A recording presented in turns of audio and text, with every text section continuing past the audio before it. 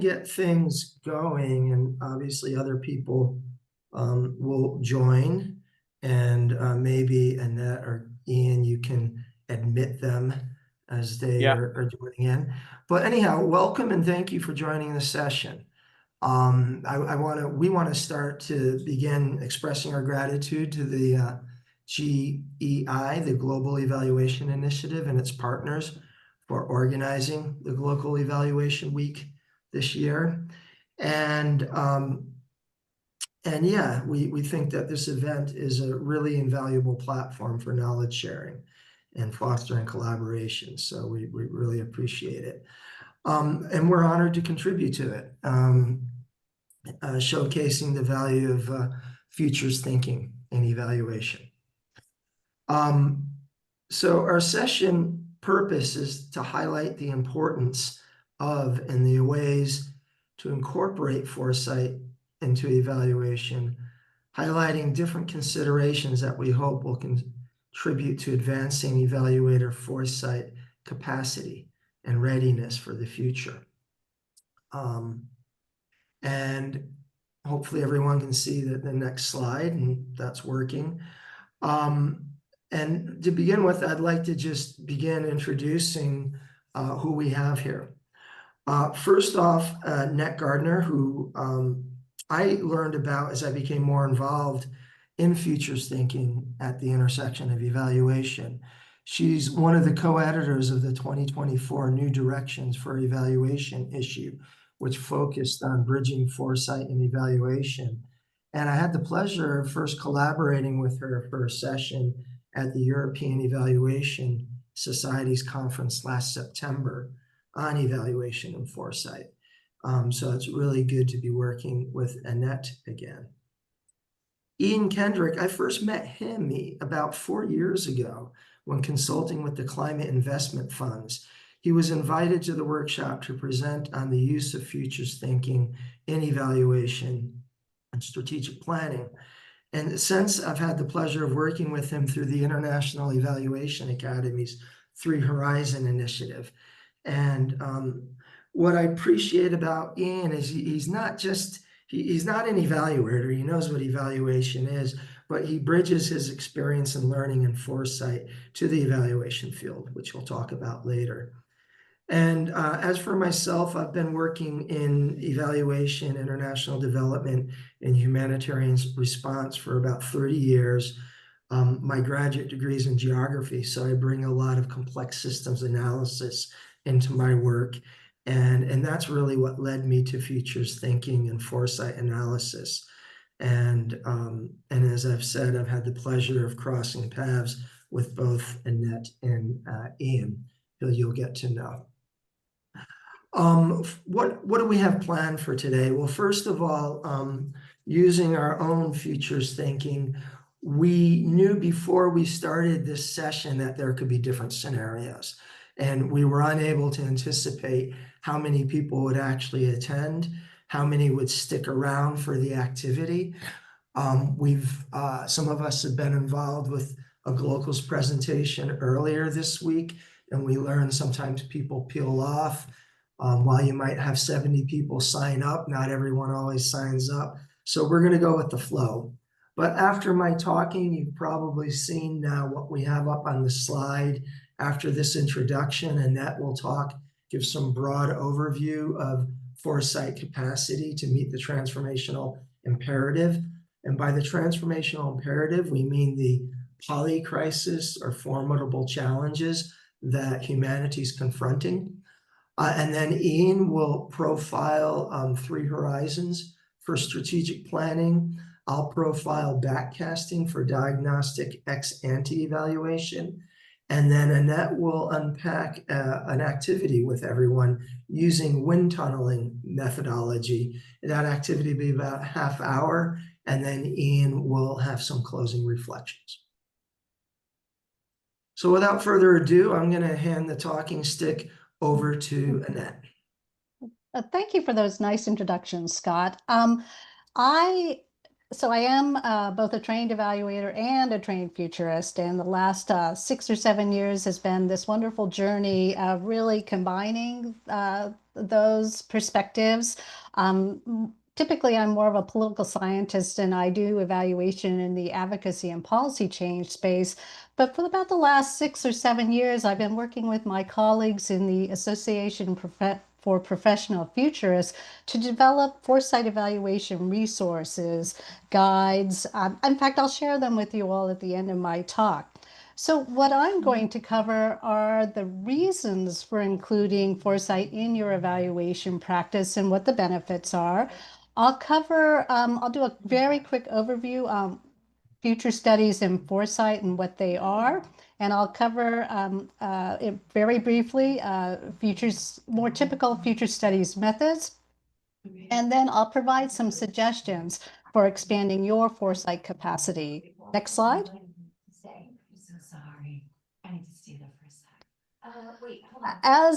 As Scott mentioned, the transformational imperative and this call for dealing with the polycrisis is top of mind, but I would argue that it's even more than that. And this has happened very quickly. And let's see. So, who knew that we would be calling the Gulf of Mexico the Gulf of America? I mean, this just seems unimaginable. Also, that the New World Order is very fluid and changing daily. So this is our new normal, and we are having to deal with this, and we can't run away, can't bury our heads. So let's talk about what we're going to do about this. Next slide. And also, I want to call out some of the fear and trepidation that many, if not all of us, are fearing at this time. And I just want us to take heart and really reflect on Barack Obama's comments that we did not come to fear the future. We came here to shape it. And that's what this talk is about, is to give you a sense of the tools that we have to shape the future. Next slide. So let's just cover the very basics of how we study and shape the future. So future studies is the study of the future, and we usually say futures plural. There is no one future. It is not the prediction of the future.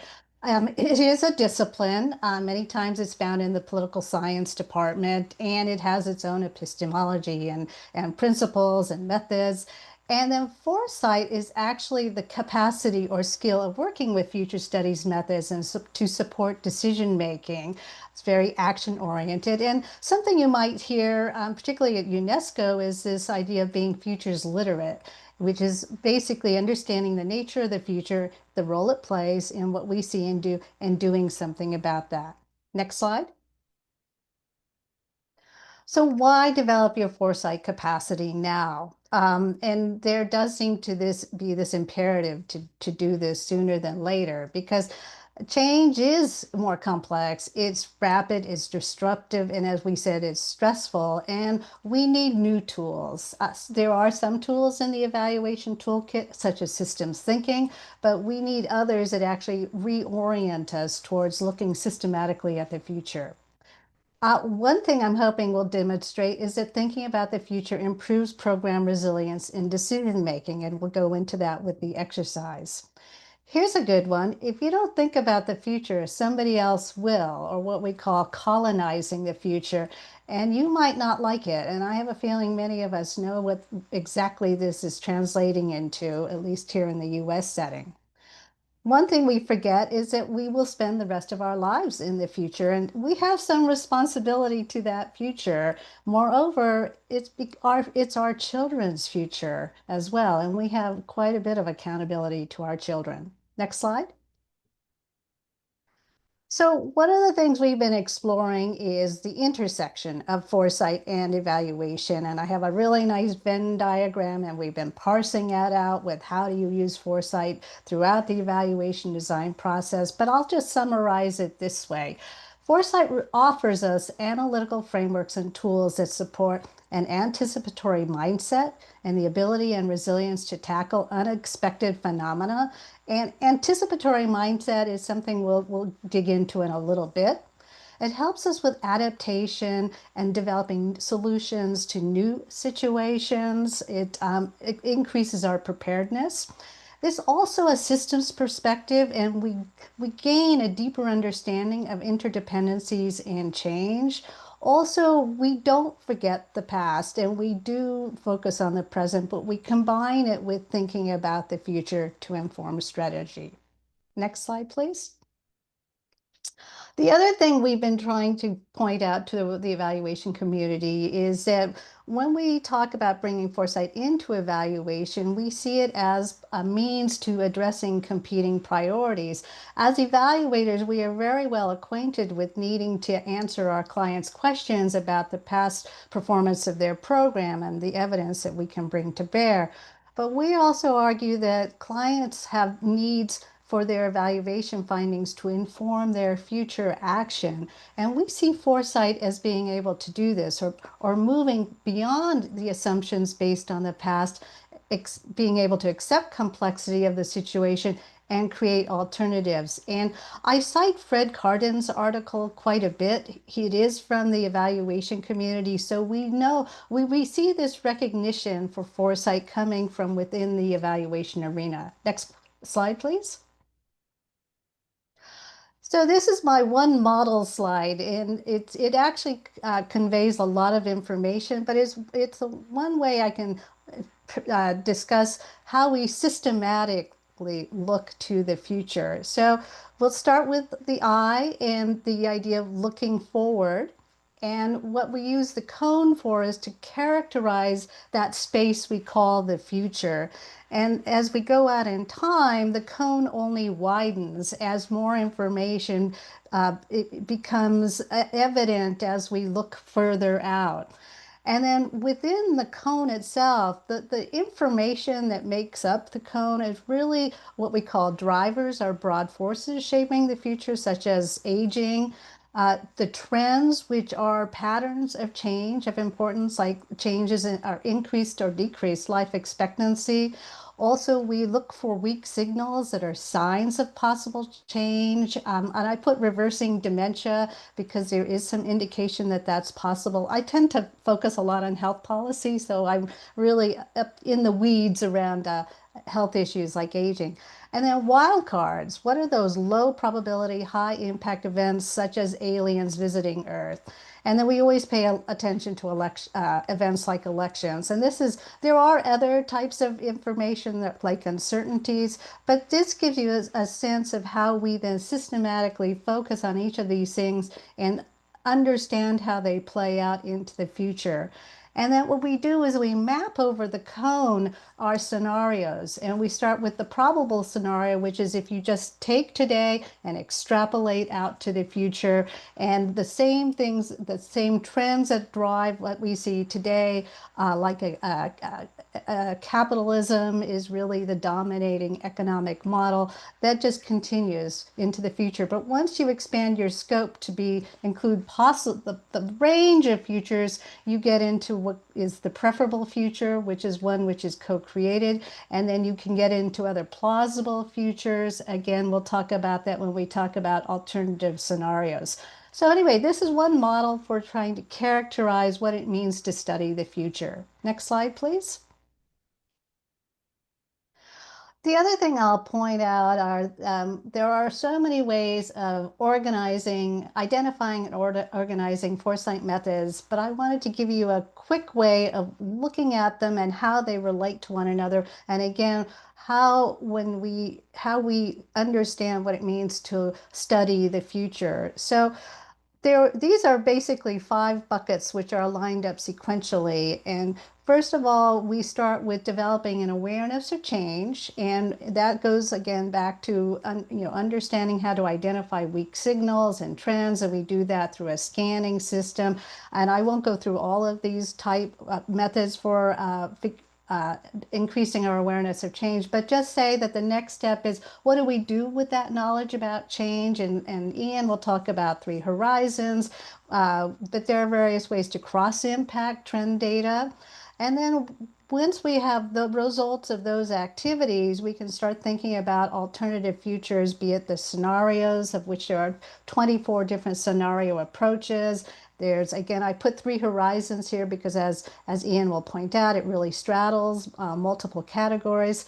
And then we can start working with those futures to determine which of them are a preferred future. And again, there are 3 or 4 different approaches to do this. And last, why we are doing this work, which is to, again, to inform strategy and move us into change management, using this information to increase our preparedness. And Scott will talk about backcasting. Next slide, please. So where do we begin with developing a foresight mindset? And it's not just learning a new method or expanding your toolkit. This is really taking some time to look at, well, how is it that I think about the future? How do I anticipate? Do you embrace change? Are you a creative problem solver? Do you like working with your imagination? Are you curious? Do you see disruptions not as a negative, but as a positive? Do you think in terms of trans or multi-disciplines? Are you open to new mental models and frameworks? And we as evaluators should be very comfortable in this space. So I feel like you're already working with your strengths here. Next slide, please. And then what we've been doing is trying to not just lay out resources to help you on your journey, but we have some specific guidance based on what your goal is. So if you are a commissioner of evaluation, it's not in your scope of work to learn new methods, but you want to understand the benefits of foresight and how it might be included as part of discussing the evaluation design with your, then go look at the literature, of which there is plenty. Develop a basic understanding of foresight and its benefits and its intersection with evaluation. And we call that foresight interested. You're not necessarily going to be a practitioner. But if you're going to move to the practitioner level and you want to expand your methods toolkit, by all means, take a training in foresight methods, of which there are many out there around causal layered analysis, 3 horizons, alternative scenarios. And again, this is for somebody looking to build out their toolkit, but not necessarily coach or be a consultant in the foresight arena. For that, we suggest you consider going towards the foresight specialist level and looking into master's level training in foresight constructs and methods. I mean, it's kind of like you might entertain getting a master's in public health, but not quite needing a full-on degree in foresight. But at least start thinking in those terms, and again, not just mastering constructs and models, but also the ability to coach and facilitate a foresight process. And we have put quite a few of these resources, training programs, and where to go on our Better Evaluation, Foresight Evaluation theme page. Next slide, please. So, yes, so the first set of resources is what's been developed that is targeted to the evaluation community. And as Scott mentioned, we have the Bridging Foresight and Evaluation themed issue, of which there are quite a few open access articles. The Better Evaluation theme page is a great place for getting oriented in what the basics about foresight are and where you can go for resources. My colleagues and I developed this Applying Evaluation Thinking and Practice to Foresight guide. It's actually, what it does is it helps you think of through your evaluation methods toolkit and what you can bring to the table, because some evaluation methods like most significant change technique are very relevant if you are in the position of evaluating foresight. And then I've included this resource from Miras, which also helps you get oriented. And one more click, Scott. And I just want to strongly recommend that you seek out the resources that come out of the Foresight and Future Studies community, of which there is a lot. And we curate the resources so that we were helping you find those that are both accessible, but also tap into the current thinking from the Foresight arena. So again, later we will send you the links to all of these, but these are also on the Better Evaluation theme page. And with that, I will end my presentation. Any questions? I think, do we still have a minute or two? Yeah, we're basically, any questions to clarify the presentation, please ask. And you can put something in the chat as well. That'd be great. Yeah, I will say that Annette mentioned that, you know, similar to evaluation, when I was going to graduate school in the 90s, there weren't a whole lot of degrees in evaluation. It's a relatively new field. It's not like economics or philosophy. Nowadays, you've got degrees, job titles, and a lot of that in futures thinking. It's amazing when you take a look at that. Okay, we're gonna Scott, pass. Scott, can I Yeah. just point out, and we have associations. It's very much the arena has professionalized very much along the same ways that evaluation has, with its own competency frameworks. And so by all means, we can share the links to the associations as well. Great. Okay, I'm gonna give it over to Ian, and I will answer your question, Doha, in chat. And Scott, I'll use slide or click for if it's a build or if it's a slide to go to, if that's okay for you. Yep. Slide. Hi, everybody. My name's Ian. I'm based in the UK, and where I come from, people talk very quickly. Right now, I think I'm speaking very slowly, but if I start speaking too fast, please flag me and let me know, okay? Because I've got a lot to get through in a short amount of time.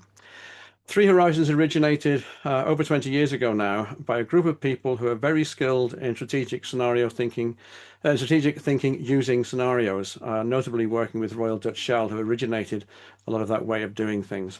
And what they were looking for was a more simple approach that could be used quickly and without a massive amount of training to actually get a hold on where we are trying to go to, and how are we going to get there? The third question, how are we going to get there, being the most important thing, I think. Now then, click please, Scott.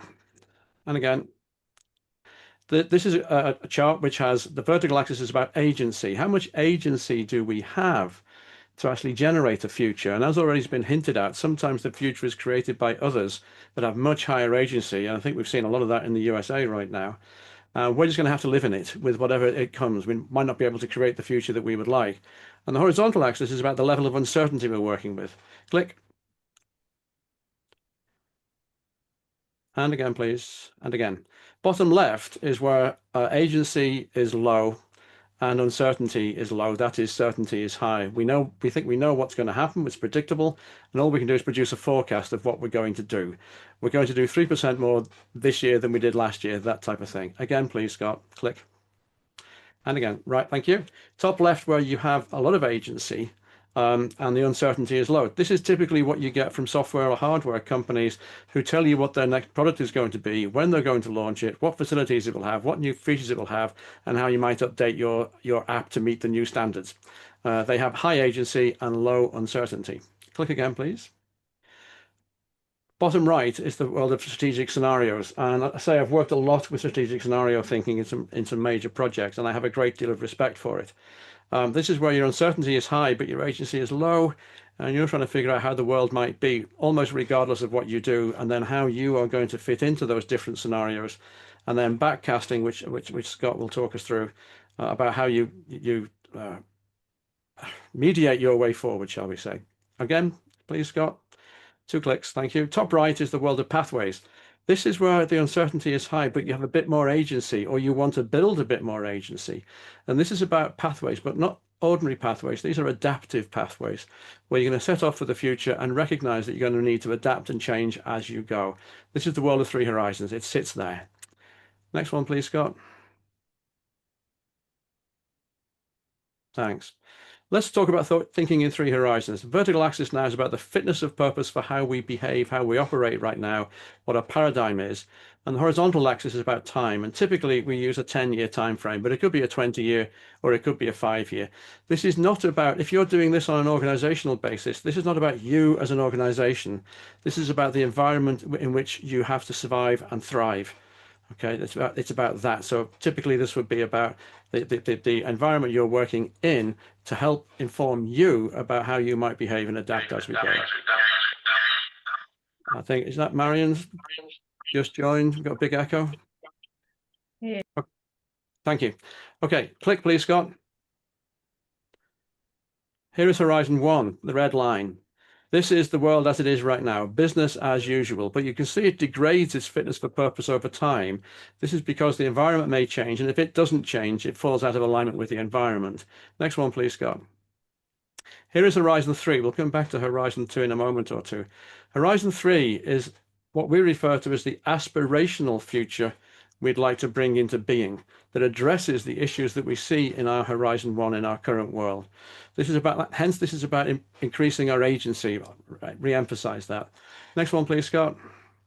And here is that Horizon 2. This is the transformation or the transitional journey between where we are and between where we're trying to get to. Horizon 1, where are we? Horizon 3, where are we trying to get to? Horizon 2, how are we going to get there? Could you click, please, Scott? What we look for in Horizon 2 are initiatives that we think might actually be able to instigate and bring forward that, or bring out that transformation that we're trying to get from Horizon 1 to Horizon 3. Horizon 2 minus initiatives, if you click, please, Scott. They are the ones that get grabbed, squashed, absorbed into Horizon 1. Sometimes to prolong Horizon 1's life, sometimes to simply quash the competition. Again, please, Scott. The ones we really want to find are Horizon 2 plus initiatives, which are the ones that will actually lead us towards Horizon 3. And later in this presentation, we'll be talking about, so what are the characteristics for an Horizon 2 plus initiative? Again, please, Scott. Now, on the left-hand side, what you see is a gray vertical bar. This is a timeline that moves through time, and you can see that the relationship between the 3 horizons changes. It also indicates that all 3 horizons are present all of the time. It isn't one follows the other sequentially, they're all present. So right now on the far left-hand side, we've got little pockets of the future of Horizon 3 already present in our world, proving some of the principles that we would like to see in Horizon 3. They may be fragile, they may be under-resourced, but they're proving those principles. Next one, please, Scott. Now, how do we go about mapping this? Well, what we did originally was to do it on whiteboards with sticky notes, and this is how we did it. Next one, please, Scott, just click. And we put the sticky note on Horizon 1, Horizon 2, Horizon 3. Now, what you can see, hold it at that point, please, Scott, thanks. Horizon 1 has its sticky notes. We ask 3 specific questions about the fitness of the current paradigm for the world in which we operate and what needs to change, what's not fit for purpose. But we also ask the question, what do we need to maintain from Horizon 1? This is not about tearing down Horizon 1 and scrapping it, because we've got to keep the lights on. And there are aspects of Horizon 1, which you can see bottom right, still there in 10 years' time. There are still things in Horizon 1 that we want to keep, maintain, and possibly even amplify. Similarly, bottom left, there's aspects of Horizon 3 that are already here in the present moment. And we refer to those as pockets of the future in the present.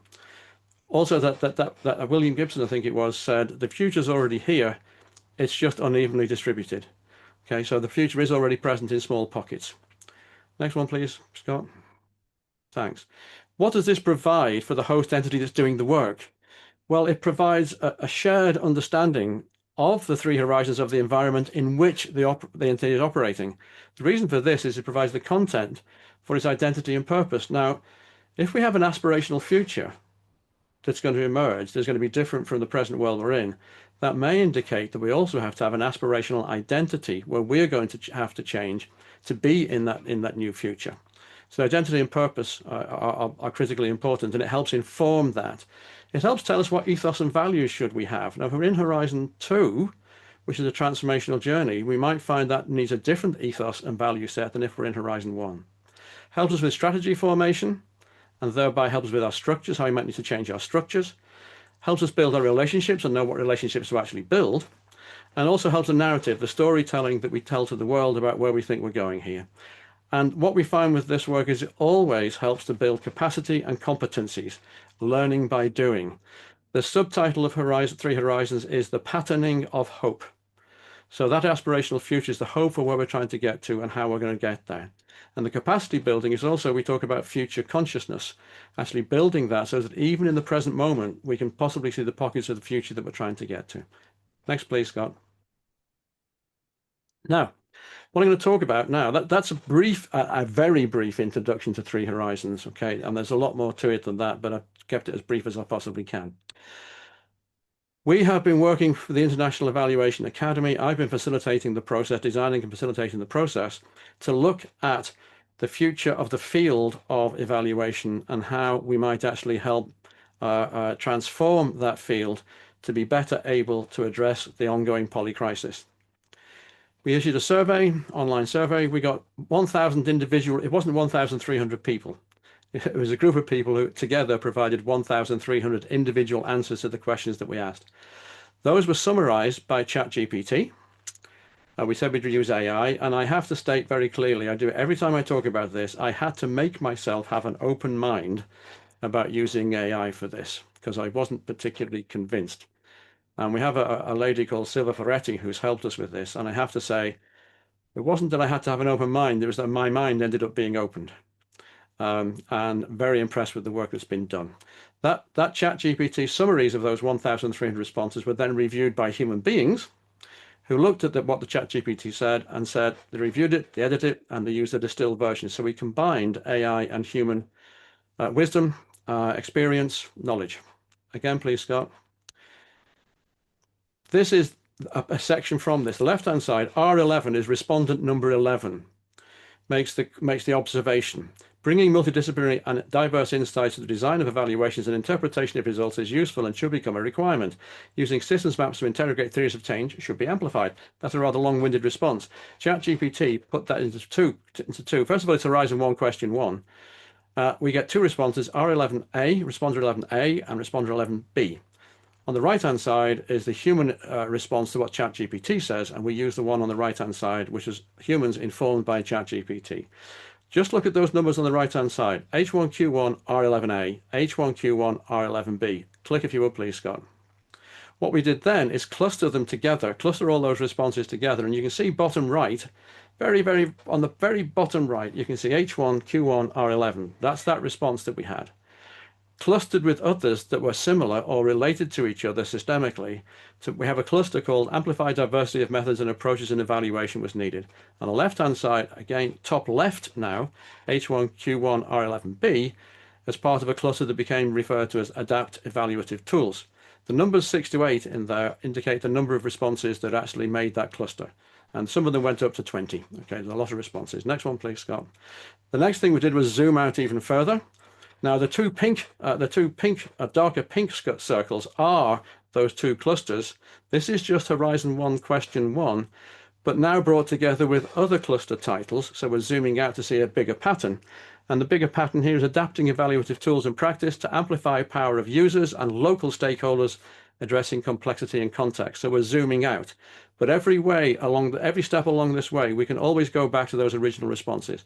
Next one, please, Scott. Thanks. Now what you're seeing bottom right again is now that circle is the overall cluster that you've just seen in the previous slide. Okay, that pattern there. And this now is the whole of Horizon 1, all of them clustered together. This is a systems map for each horizon. This is Horizon 1 systems map. Now, the issue with doing systems map, these are great to do, and you need a team. A team does it to make sure we're getting multiple perspectives, not just one person's view. The issue is communicating it can be rather difficult. And I was personally challenged, first of all, to produce a systems map in Three Horizons work, and secondly, to make it easier to understand. So we hired a graphic designer who took that systems map, Scott, and turned it into that.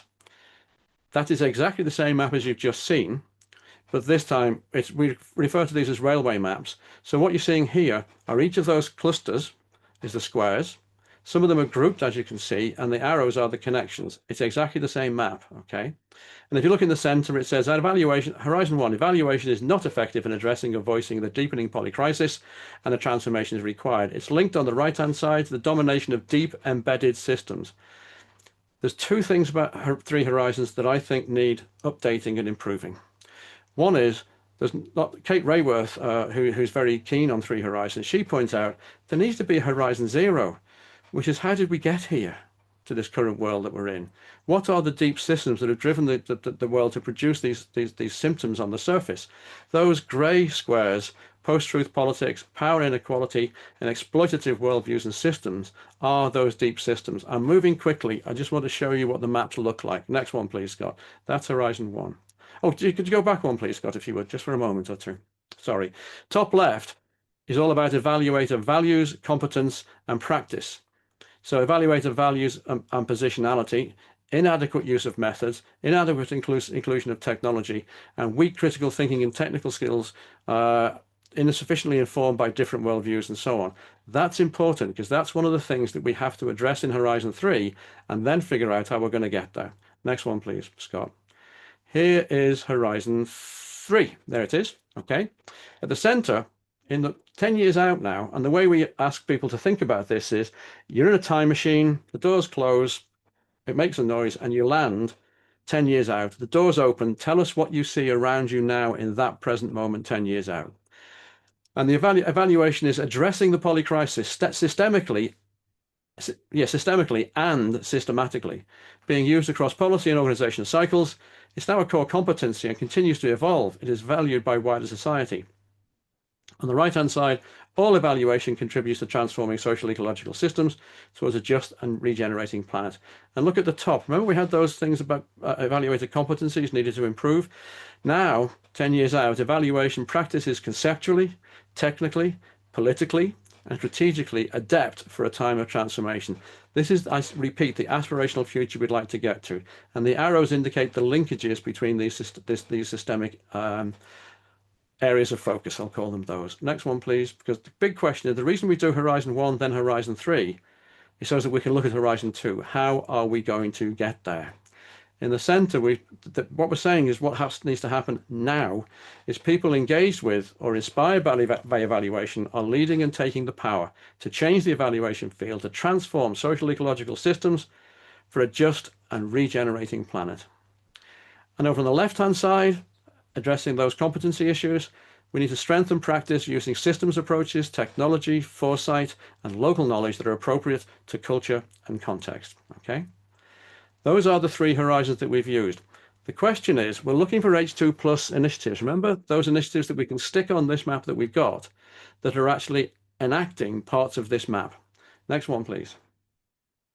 Now, Zenda Ophia, who I reckon will be known to quite a few people here, she's been working with me with 3 Horizons for about 8 years now on some big projects, including transforming the global seafood system, transforming the European health ecosystem, things like that. And one of the things I'm really keen on is the Venn diagram of what happens when you bring 2 disciplines together, what happens in the middle. So for me, bringing evaluation and 3 Horizons together enriches each of them. And what Zenda has done is looked at the H2 plus initiatives and said, what are the characteristics that actually will enable an H2 plus initiative to be viable? Now, the first one, capable of maintaining an independent existence, is a definition of viability. You're viable if you can maintain an independent existence to resist capture by H1. Otherwise, it's never going to get to H3. It has to have the ability to shift system dynamics towards the new Horizon 3 paradigm. It's got to demonstrate and lay the foundation for an aspirational future. Demonstrate and lay the foundation for an aspirational future. It's not just incremental improvements or alternatives operating alongside existing structures and processes. It has to embody in action the desired future values. It's got to be authentic in what it's doing. And it has to focus on deep reasons for systemic problems. Remember those grey squares, which were the deep systems that have generated the problems that we see right now? It's got to focus on those as well as addressing the symptoms. Otherwise, the symptoms will just get regenerated. So the work we're doing with this project right now is, this is what we're doing now, is actually identifying potential H2 plus initiatives.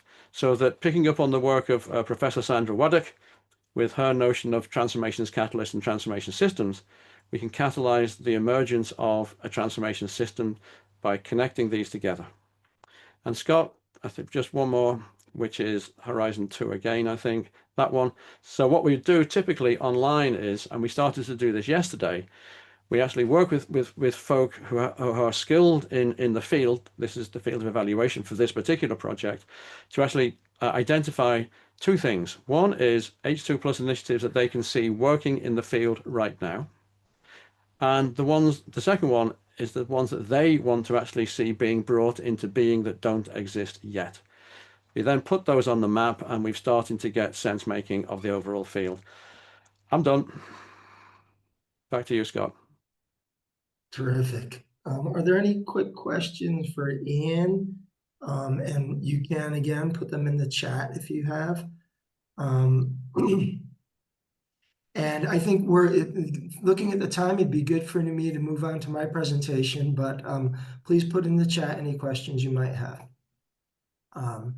So I'm going to take a look at backcasting for diagnostic ex-ante evaluation.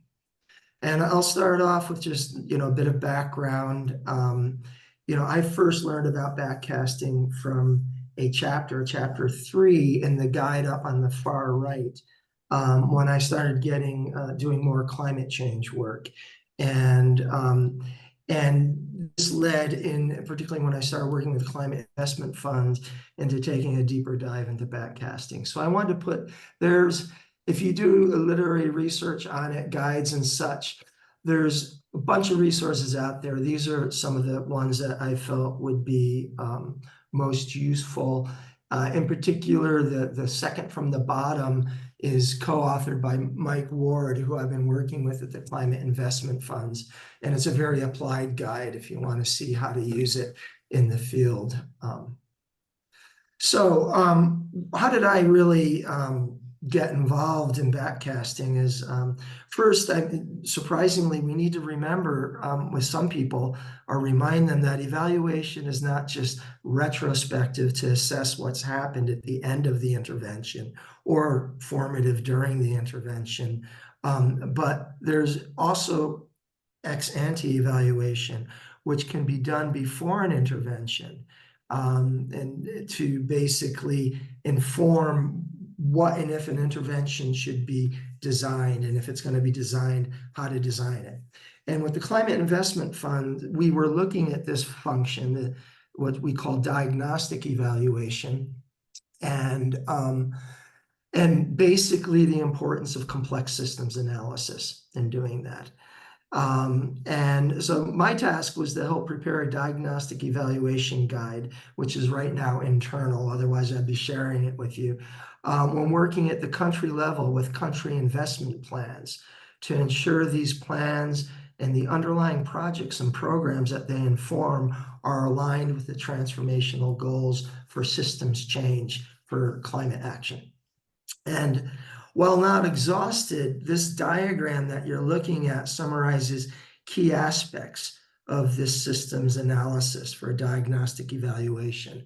And I think some of you that have done systems thinking and evaluation or design will be familiar with these, like establishing your systems boundaries, the importance of multiple perspectives, using multiple methods to get a richer picture, like triangulating your methods and not just your data sources, levels analysis to look at different levels in the systems, mapping different factors and actors in the systems, and so you can identify drivers and leverage points and so forth, potential barriers. And one of the things that became very clear when I was working on this is that systems are not static, but they're going to change over time. And therefore, we needed to incorporate futures thinking into systems analysis, which is circled on the bottom right. So the guidance discusses futures thinking. It presents different methodologies like horizon scanning, scenarios, and backcasting. And I'm going to talk a little bit more about backcasting right now, very briefly. And the reason we went with backcasting is because Mike Ward has used it in the field when working with countries and developing the country investment plans. So it was great for me to pick up on that from Michael.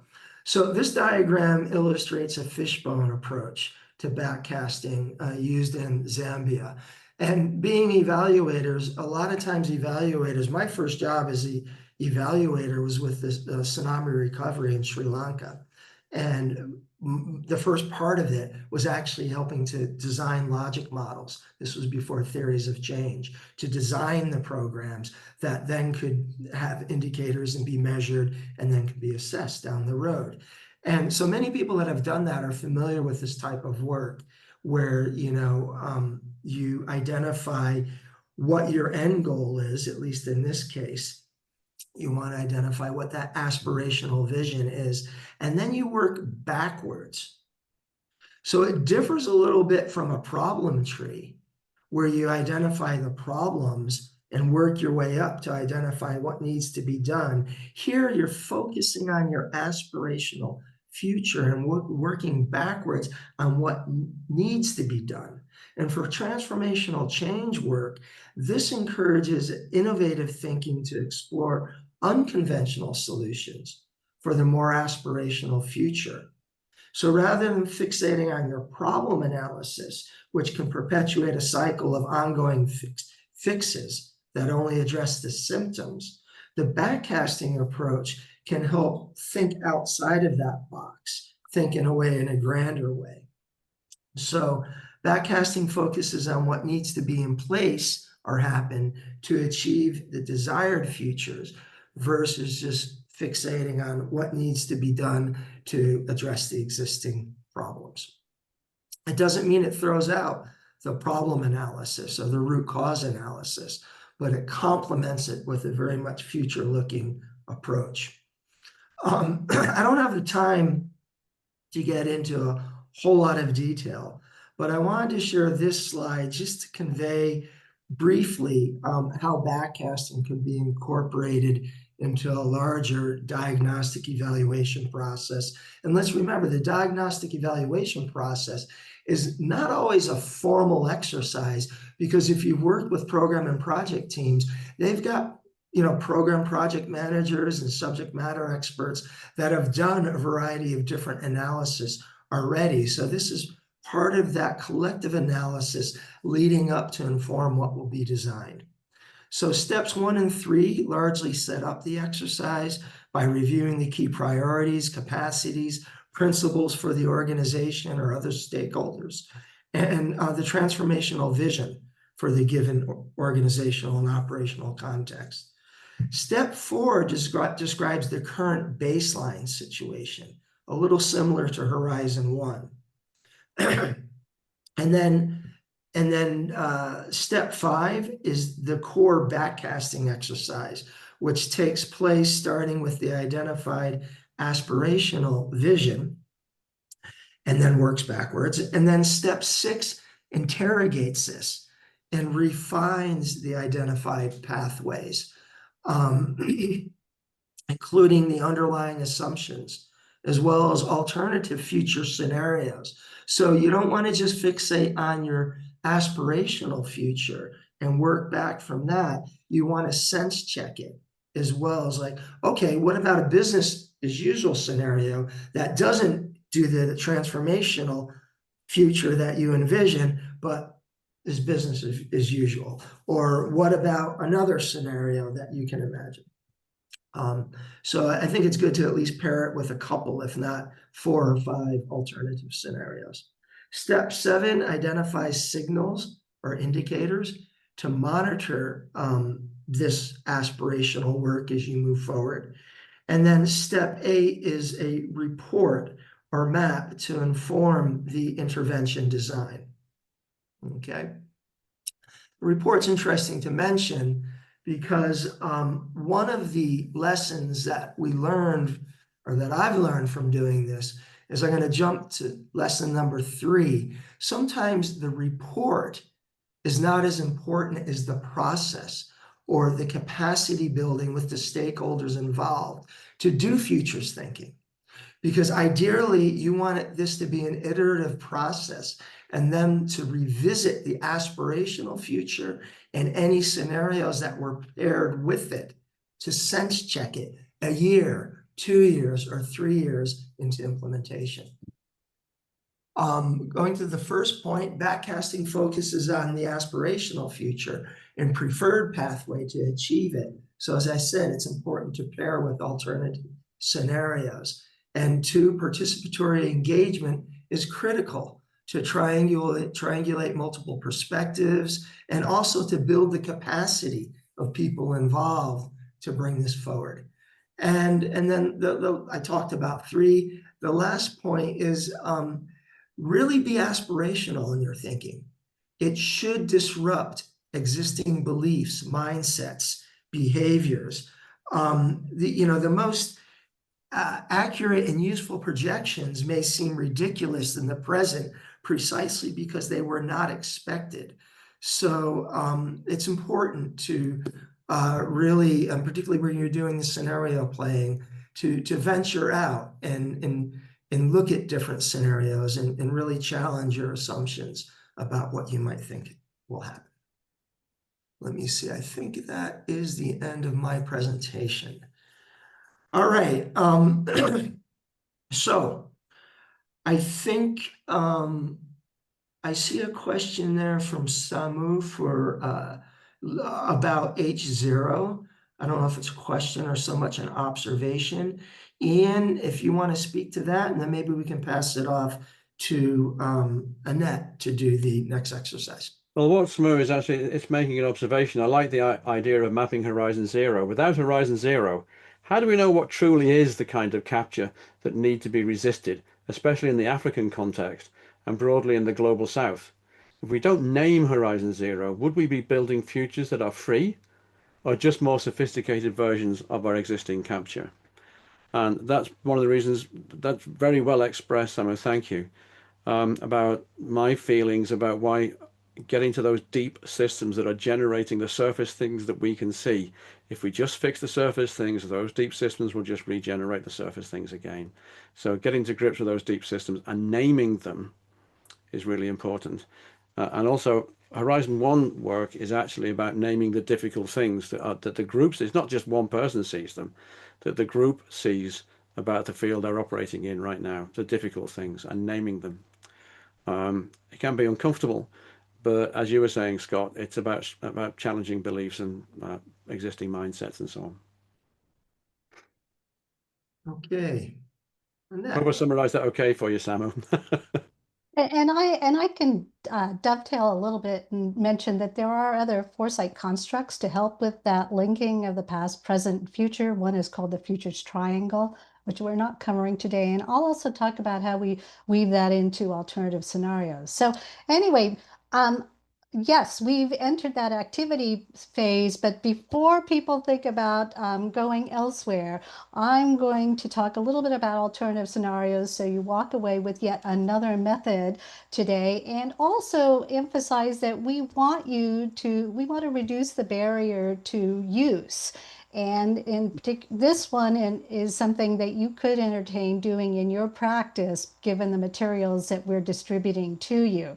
So hang in there, because if of all the things we do today, this is where you actually do get to think about the future a little more creatively and not have us just talk at you. Okay, next slide, please. Okay, yes. Well, just a little bit about alternative scenarios. And I think I mentioned that there are 24 approaches to doing scenarios. And we are going to do a kind that I'll describe in the next slide. But what are they? Well, think of them as stories of the future, and they're set far enough into the future that they are surprising and novel. So start at 2040, and we want them to be different from today. Okay, and that's where we get into creativity and imagination and really getting you to break away from the trap of the present, as I call it. They are typically based or created from trends, wildcards, and uncertainties and events. And there's a whole approach to doing that we won't go into today, because we have created the scenarios for you. In working with them, it opens you up to a lot of information and interconnections that you wouldn't think about otherwise, and deepen your understanding of not just the probable future, but possible futures. They typically are considered a systems approach because, as I mentioned, there's a cross-impacting of trends. But also a caveat here is that the future is unlikely to be any one scenario, and we want diverse scenarios because they reduce the possibility of surprise, and that really helps with developing organizational and individual resilience. Now, this image on the right gets to this whole point that we were just discussing, that you don't create scenarios de novo or just from today. You typically are reflecting and using trends that have historical roots, and you take into consideration the future and the directionality of those trends. And we get different archetypes of scenarios: the high tech or transformation scenario, the collapse scenario, which we'll get into, and then a little bit about the preferred future, or the aspirational scenario, or the vision. Next slide, please. So I'm going to run quickly through our 4 scenarios because when you work with them, you're only getting the benefit of that one scenario. So business as usual, the probable or status quo scenario, is based very much on the drivers of today, which right now is a lot about the economy, although we're having to entertain other drivers as well. But the economy and capitalism are the engine. And so you see a lot of the same things today, but amplified, and you will still have not a bigger divide between the haves and have-nots. You find that we're still reacting to climate change versus anticipating, and we have a weakened state. It's, we with privatization, it has a safety net function. You wrestle with crumbling infrastructure. Next slide, please. Scenario 2, the techno future. This is the main driver and this is the result. So AI blossoms like everybody keeps saying it will. It drives the economy, it drives policy making. And at the same time, you have the singularity. You have advances in genetics, life expectancy, nanotech coming together for this great leap forward in human cyborgs. And space exploration is a big driver. We have colonies on Mars and Venus, and we are going to expand into the universe. And still a growing divide between the haves and have-nots, no improvement there. And the state is the all-seeing eye. It's a surveillance state. Next slide, please. Things fall apart is what many of us already see in pockets, but this is global. This is on a scale that is catastrophic, and we are stuck. So it's economic, it's environmental, it's societal. That doesn't mean the rich don't still have access to technology and gated communities and potentially a really lovely gated community on Mars. And the state is truly, it is just a local self-sufficiency at best. Next slide. And I didn't want us to end on a negative scenario. So we'll have the good planet in 2040. And to do this, this is a real shift, we have to shift to a strong state, and away from the economy. It's a live more with less. And this is a very value-based scenario. We're very much oriented towards the natural, the spiritual, cultural, wise elders. Communities and social inclusion dominate, and we have a real heal the earth ethos, okay? And that sounds improbable, but in all likelihood, you would have had some sort of climate catastrophe, and we come to our senses kind of logic. Next slide, please. So that is a range of scenarios that we will work with. And I'll just say that when we say work with alternative scenarios, they are really useful for helping us think through the nature of threats and opportunities before they happen, which gives you opportunity to prepare. They allow us to think deeply and creatively about the future, particularly if you want to think towards an aspirational future. You want that element of creativity. Also, they help you see possibilities you wouldn't otherwise. You could also use scenarios and take your particular strategy or program and put them into that scenario to future-proof them. And like we are going to do, you can test the robustness of assumptions, decisions, policies, strategic plans so they anticipate change and surprises. That's the wind tunneling we'll be doing. And as I mentioned, in some scenario processes, you will work with the 4 scenarios. The group will identify the preferred scenario, and that can also be articulated as their vision. But many times a vision is a combination of elements from multiple scenarios. Next slide. And I just wanted to say that what we are working hard to do is really map out and see how foresight methods are brought into evaluation practice and what the fit is of wind tunneling in your evaluation. And so we do this with other foresight methods that we teach. All of us understand that this is your conventional evaluation process, and we show you how you can build in the foresight method in terms of testing for resiliency. Next slide. So how do we do this, work with this method? And again, you get to experience by doing the method. So what we're going to do is we're going to break you into, I believe, it looks like we have enough people for 4 breakout groups so we can cover all the scenarios. And you're going to work with what you know, which is, as an evaluator, think about your current practice of evaluation. And we typically think that it's the determination of a program's merit or value. It's done systematically assessing a program's quality and or impacts. And so we're going to break you into groups, and you're going to find somebody you could just pay attention to what the group comes up with. We'll have you report back. And then in your breakout room, each of you reads a scenario to yourself. And then we've pegged the rooms to correspond to the scenario. So room 1 is scenario 1, business as usual. Room 2 is scenario 2, etc. And you're going to step into the scenario. You're not going to challenge it. You're just going to let your mind go. And you're going to discuss with your group, okay, how does current day evaluation hold up under this scenario? Does it thrive or does it die? And you're going to rate that. You're going to say, wow, on a scale of 1 to 5 in suitability, evaluation under this scenario, wow, it really works as it's currently defined, and that would be a 5, very suitable. And then if evaluation isn't faring too well in your scenario, what could you do to strengthen the evaluation so it would do better? And you don't get to mess with the scenario, by the way. And then if you've got time, think about the skills one would need to evaluation skills you'd need to succeed under your particular scenario. So we sent out the exercise ahead of time. If you've got it, please drag it out. We also have a link to it that we will share, right, Vivian?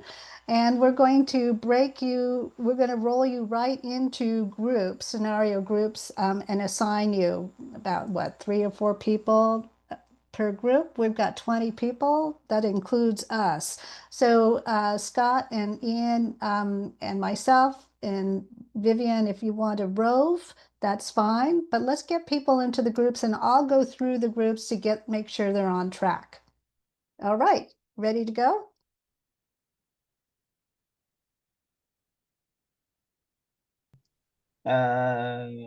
Dissecate our case because some were having problem of network, some were busy with some.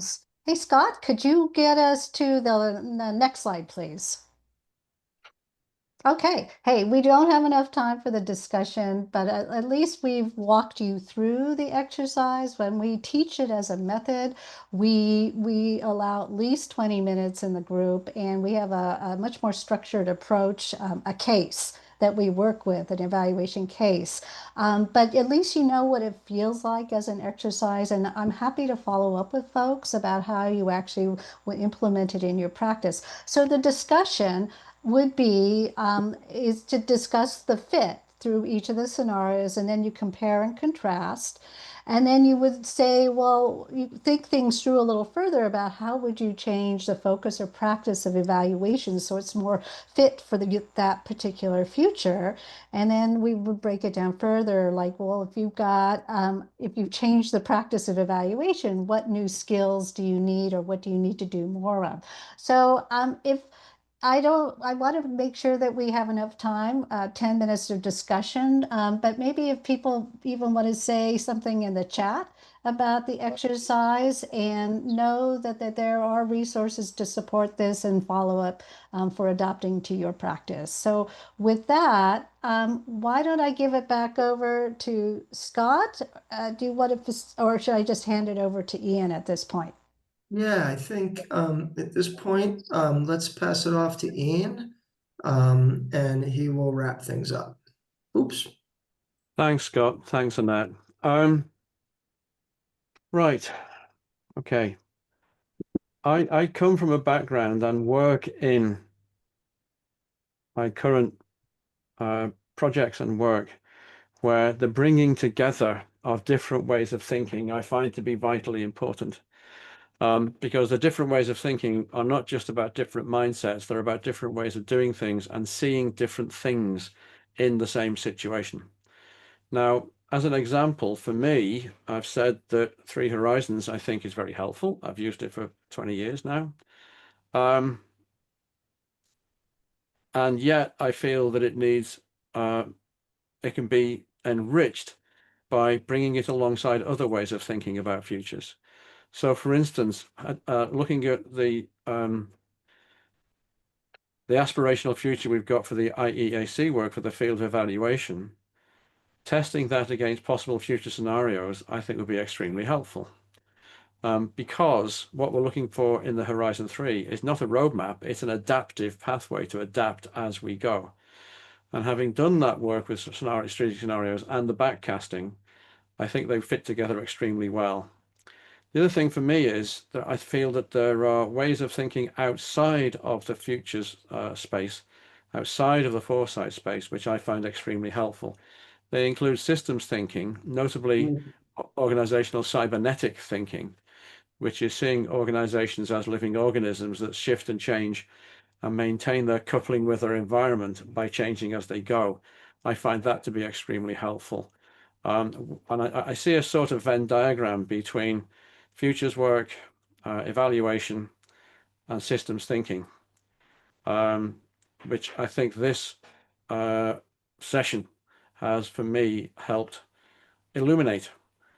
And one of my favorite people is a guy called Brian Eno, who's noted for being a musician, but actually he's a world-class systems thinker, especially around the area of cybernetics. And he says, if there is one thing, oh, Brian Eno, by the way, his anagram is Brain One.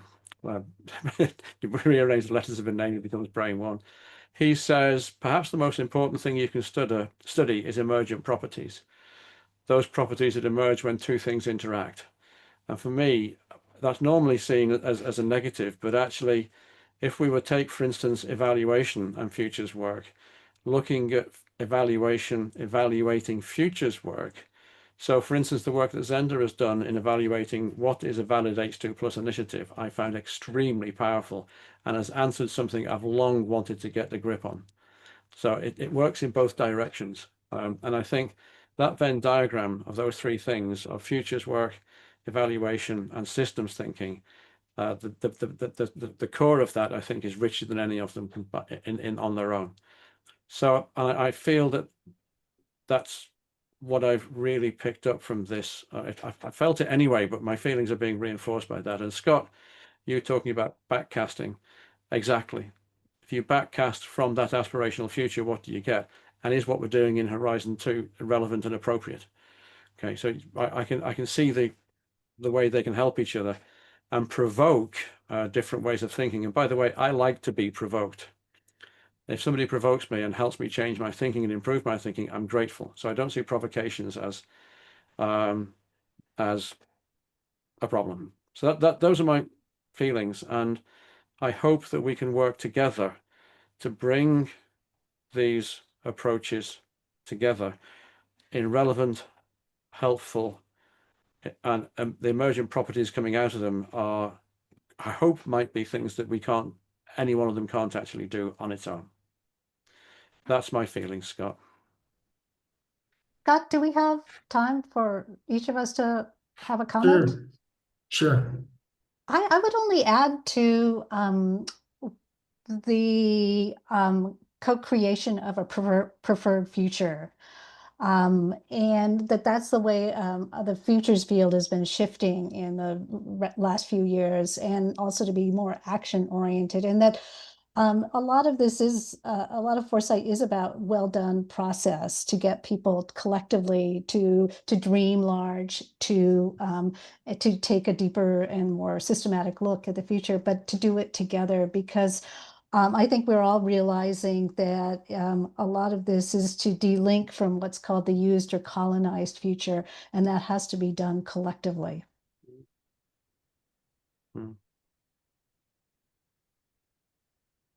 Great. And I was just typing out and trying to type out an answer to Samu, who was asking about examples of this. And I'm sure Ian and Annette can probably point you in directions, maybe even Better Evaluation's website, and certainly the issue in New Directions in Evaluation that Annette co-edited. And the slides and this, I guess the presentation is going to be shared on a YouTube channel. But the first slide I started my talk with, the fourth resource down, or the second to last, is really a case study from Ramsarup and Ward looking at backcasting and its use in the field.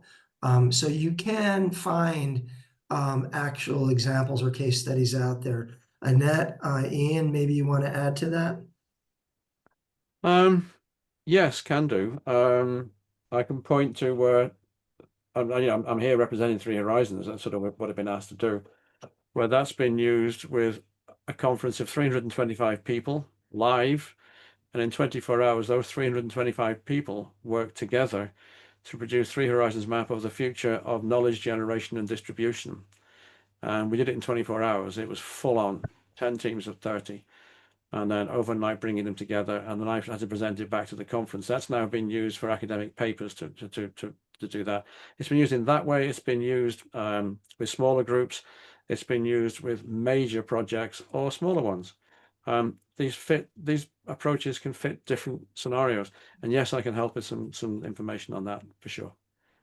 Just a comment on the cases that are reported on in the themed issue is that we have cases of foresight methods being used in evaluation. We have a case of evaluation of a foresight initiative, and then we have a case or two on organizations that have adopted foresight to inform their evaluation work, like developing a theory of change. So we are at a period where that we have these cases to mine and to share, and so that's very promising, that we're not just explaining what foresight is and explaining methods, but that we are seeing adoption and we can learn from that. And I think it's a good question as well. And Yovana asked earlier some practical things like the cost and such. And, we'd be disingenuous to give you one answer, because it's going to depend on context. For example, a lot of people here have worked with theory of change, and maybe they've facilitated workshops on theory of change. And how well those workshops go might depend on how familiar the people are. Are they flown in, or transported in to do a face-to-face workshop over a day, or is it done remotely? And typically when it's done remotely, people need to take breaks after 3 hours because sitting in front of the screen. So all those different factors play in. And what I would say is, if you're an experienced facilitator and you're paired with somebody who's experienced with the methodology, you can tailor it to your particular organizational and operational context, and be creative with it too. Annette just shared with us wind tunneling, and already in my mind, I'm going through ways that I can piggyback on that and kind of co-opt it and use it in situations that I might be using it. But as Annette said, at the same time, don't underestimate the importance of having some conceptual understanding of it. You know, Right. there is a skill set, and having worked with Annette and Ian, I can see that, you know, it makes a big difference. If it's just like if people, yeah, I'll stop there, but don't romanticize that it's going to be easy as well. Yeah. It's Can I okay. It's okay to get training. And we as evaluators learn new methods all the time through training. So go for it. can I make a closing comment from me? It's a very personal closing comment. Okay, Absolutely. it'll take less than a minute. When I was maybe 10 or 11, my father taught me about Jonas Salk, the person who invented the world's first effective polio vaccine. And he pointed out to me that he refused to patent it or take licensed royalties from it. He said that's not the reason to do it. And he made that very famous question. Perhaps the most important thing you can ask yourself is, am I being a good ancestor? And for me, all of this work is actually about good ancestry for those who come after us. And I've now got 11 grandkids, so that is very close to my heart. Yeah, it's about doing that. That's why I do this work. Okay. Very good. So I know that we do have your email, so there's a chance we might send out the link to this, and also a PDF of the PowerPoint presentation. And if you go to the IEAC's website or you follow it on LinkedIn, you'll also be able to find this presentation when it's put up. But again, I want to particularly thank Ian and Annette. Working with them, I learn a lot from both of them. And I want to thank Locals for putting this together. And also Viviana, who comes across as the international evaluation person in chat. That is a person, and she does a lot of work A lot. organizing this. So a big thanks to Viviana, who's based in Ecuador.